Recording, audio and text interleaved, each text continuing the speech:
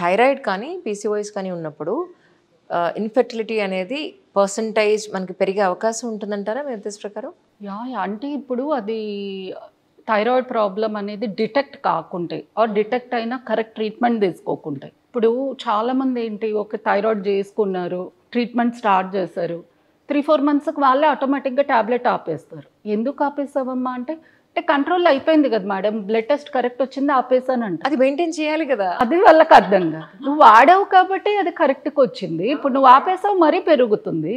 So అది నువ్వు pregnancy వచ్చి డెలివరీ అయ్యి నీకు ఒక 6 మంత్స్ అట్లా కరెక్ట్ మెయింటైన్ అయ్యేంత వరకు అయితే నువ్వు ఆపకూడదమ్మా. ప్లస్ అది థైరాయిడ్లో కూడా టీఎస్హెచ్ అనే హార్మోన్ ఇంపార్టెంట్. ఆ లెవెల్ చూసుకుంటూ వెళ్తాం అన్నమాట.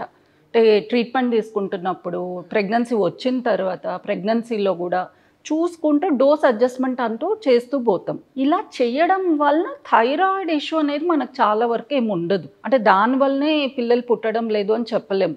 ఇది ఇంకొక కామన్ మిత్. చాలామంది అంటే వచ్చేసి వాళ్ళ ఫ్యామిలీ మా దగ్గర కూర్చొని వాళ్ళే చెప్పేస్తుంటారు అన్నమాట డయాగ్నోసిస్, ఈ అమ్మాయికి థైరాయిడ్ ఉందమ్మా అందుకే రావడం లేదు ప్రెగ్నెంట్. ఇంకా నేను ఎందుకున్నాను చూడాలి కదా, అదే రీజన్ అని మీరే డిసైడ్ చేసేస్తే ఎట్లా? అప్పటికి వాడుతూ ఉంటుంది, కంట్రోల్లో ఉంటుంది, అయినా అలానేస్తారు అనమాట.